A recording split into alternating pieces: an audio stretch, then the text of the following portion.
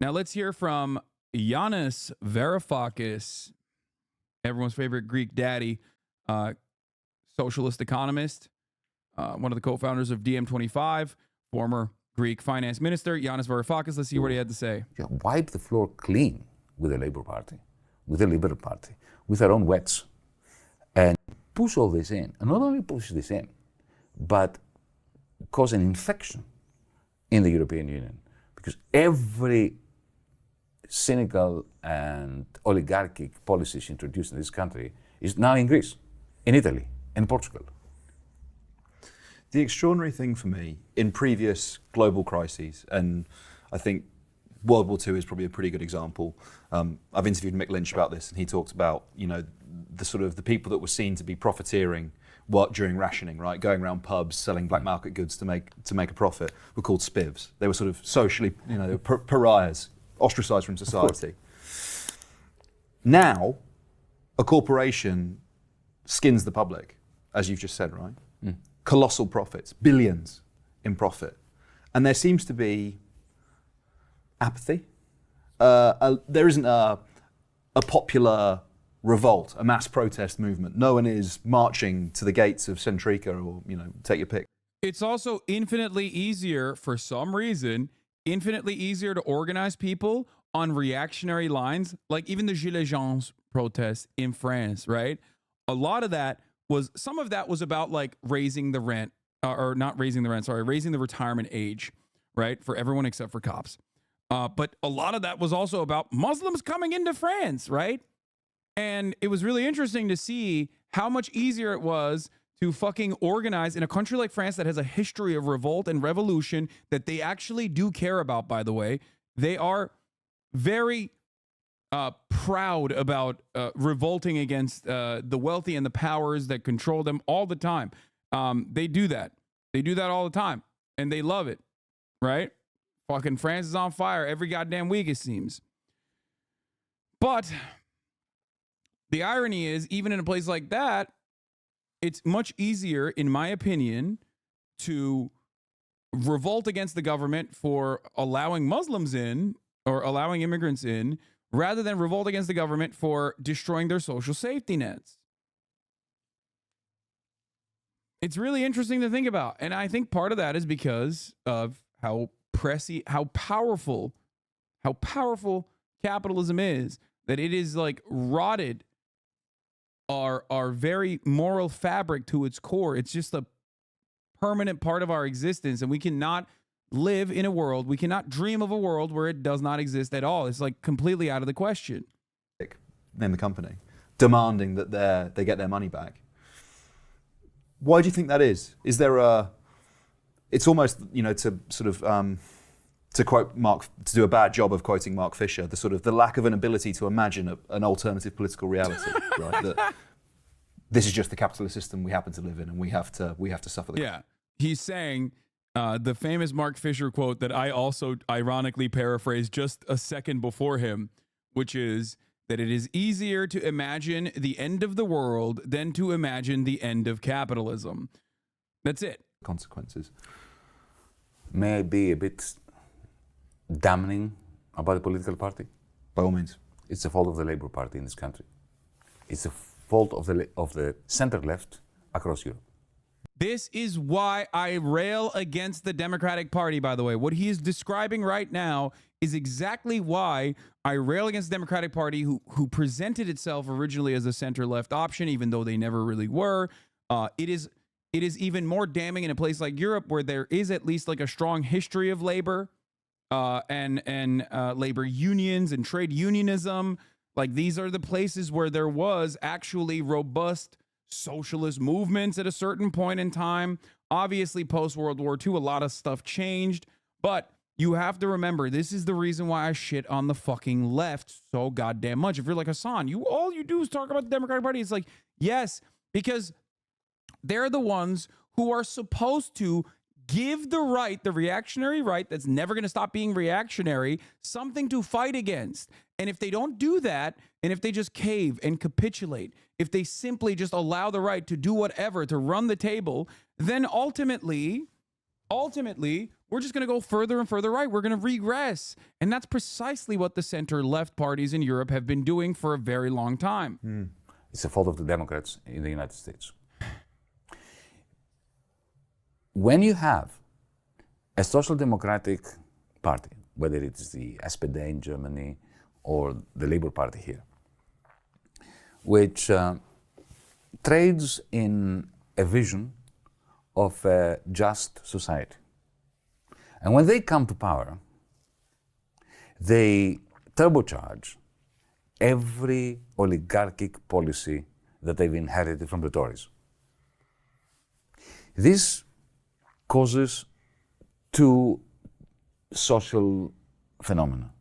One, I call this calcification, okay? The concept is the ratchet effect. I like to call it calcifying reactionary policies. That's what the Democrats do. They normalize that pain and they make it the new norm. New pet, yeah, this guy that said fuck socialism. Here's what I have to say, okay? You don't have to be a socialist to recognize that you need socialists, okay? You don't have to be a socialist yourself. You don't have to be a Marxist. You don't have to be a Marxist-Leninist. But you have to recognize that in the absence of real Marxist-Leninists that contribute to the political sphere, you keep going rightward. More and more right-wing policies will come when there's no one that is considered extreme or radical on the left that has any kind of political viability. Okay? You're arguing with a dude called fard, lol, poop. It doesn't matter. one is people become apathetic and stay at home, and they don't want to know about politics, or they become fascists. Not fascist in the sense of, Mussolini's uniforms and so on, but become xenophobic, they become cynical, they start believing that Brexit is going to allow them to take back on control when all it allowed was, for Mr. Johnson to become Prime Minister. It is the fault of the left. And I include myself in this. It is our fault. We must blame no one except ourselves. Think of the United States in 2008. Barack Obama was elected with a mandate to get rid of the Wall Street bankers and bail out the banks because you can't let them fail. One of the most devastating aspects, I think I would say that if there's a point where this completely fell apart, I think it was Barack Obama. I would shift the blame to someone who was so phenomenally successful and so unimaginably popular, a once-in-a-lifetime candidate with like Barack Obama could have been the black FDR, okay? He ran as though he was, by the way, for the record. If you want to understand, he was very charismatic, and he absolutely had very progressive policies. And they were very popular. He ran on hope. He ran on change. Right? He was a neoliberal from the start, man. Guys, of course he was a neoliberal. He's the Democratic Party's candidate. I'm simply stating that while he was a neoliberal from the start, much like with Trump, which is the white man's Obama, there are a lot of things that Trump said the first time he ran for president that he never followed through on, but it made him look like a more moderate person. On the racism side, Trump was kicking social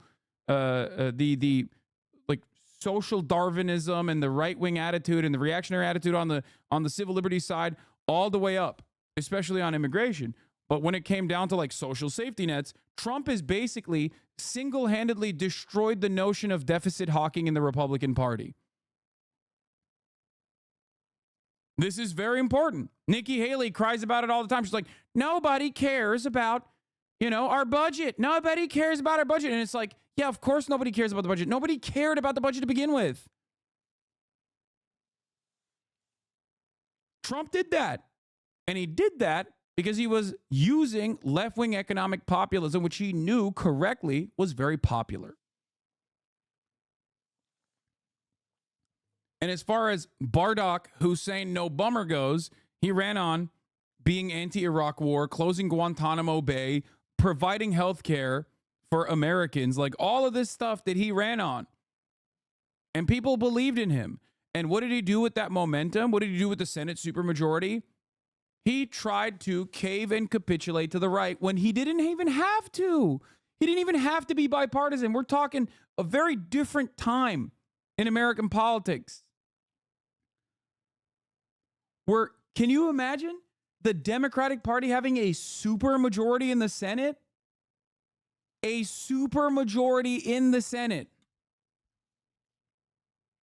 Yeah.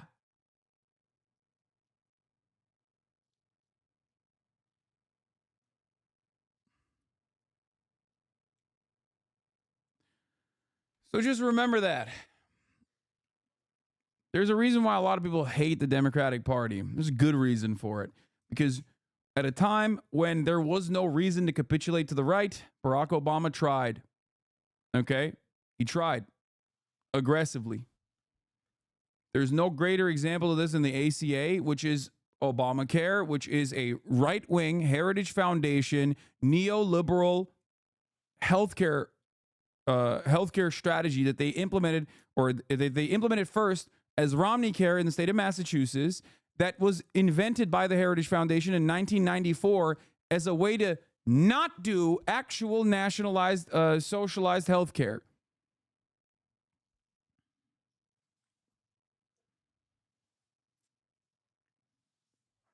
There was some good there, obviously. The elimination of pre-existing, the fact that like insurance companies could refuse to give you coverage if you had a pre-existing condition was insane, right? There was stuff like that. The fact that you can stay under your parents' health care for until the age of 26, right? Oh, it was before that. It was 1989, actually. Never mind. I thought it was 1992. Nope. 1989, assuring affordable health care for all Americans.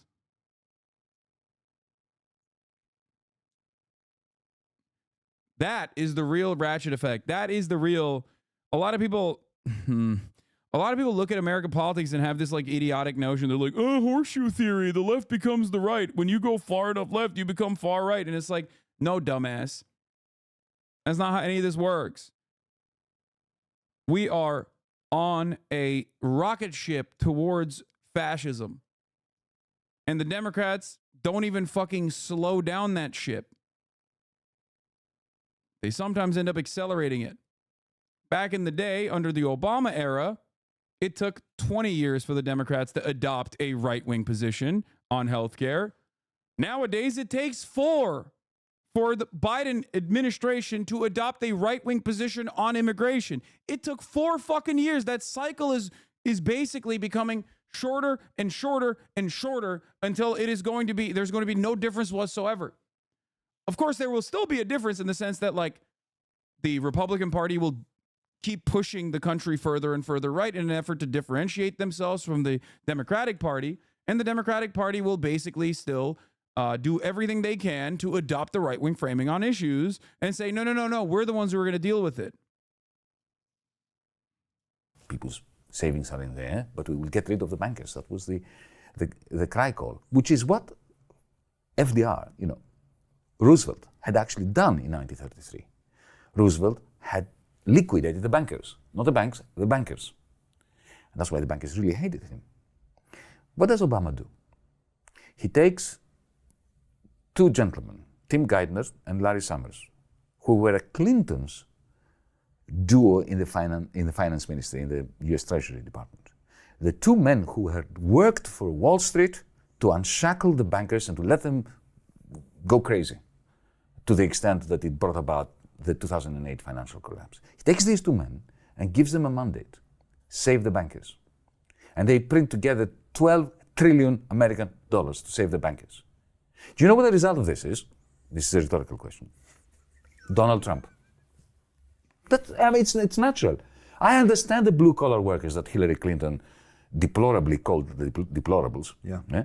When they say, look, we tried you. I mean, the idea that Trump was elected on the wave of racism, that's rubbish. Black people who voted for Barack Obama in 2008 and 2012, They voted for Trump. You know, that's why he got elected.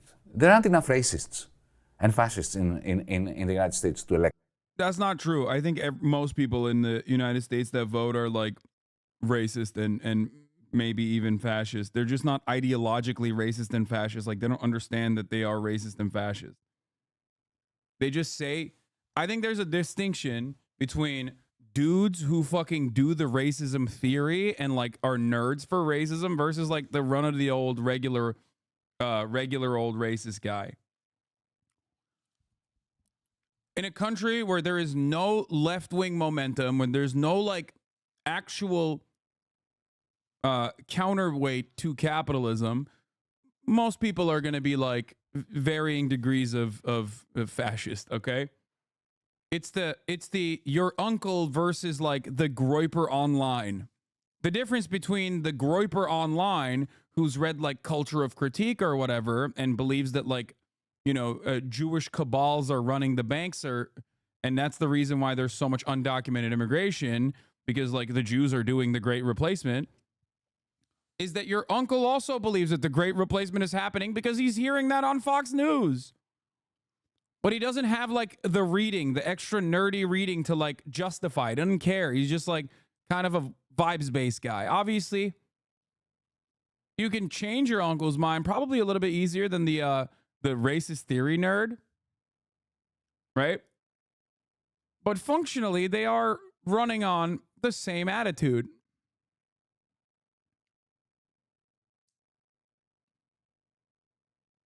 My dad is an 80s liberal that will vote for really progressive stuff and in the same breath start ranting about black people he doesn't understand.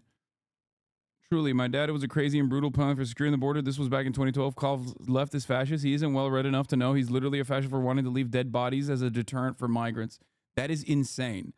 But that's what I mean. Like that is like, that's just straight up Nazi shit, right? Like that's just like straight up fucking warlord shit. But like that dude has no fucking idea that he is like no different in his politics than a Nazi. That's the median voter, dude, in the United States of America. So for Yanis to say that like racism and white supremacy doesn't play a significant role in this, no, it does. It certainly does.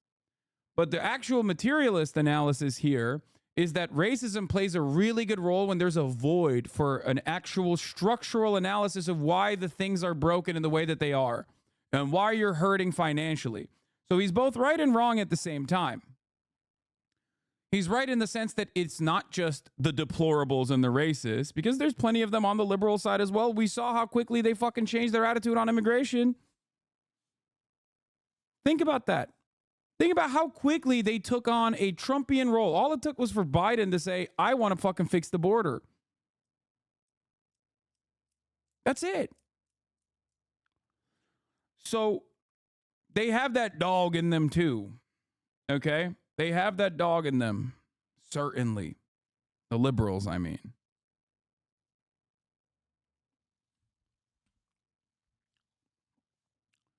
But the reason why everyone has that dog in them is because that's the only thing they see, and it's the only thing they know, and it's the only way to address the issues.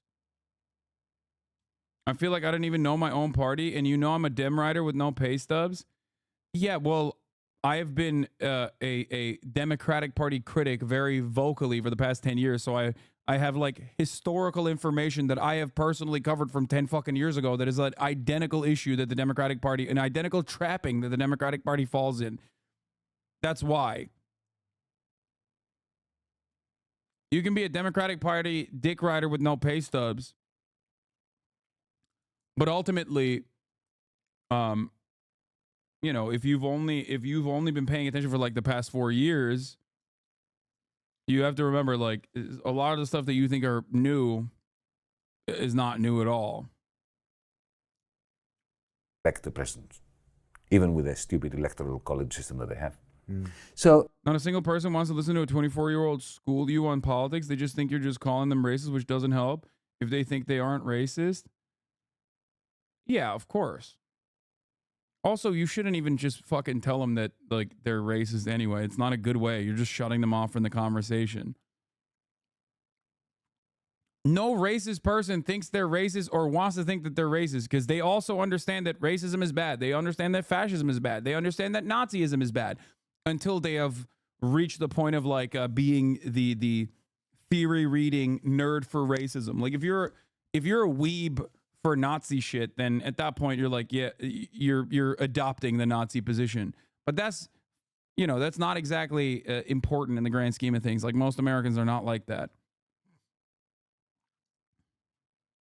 You know, in my country, when we presented, when I say we, I mean Syriza, the coalition of the radical left party, to which I belonged, and you know, with which I was elected to parliament in 2015 and became finance minister.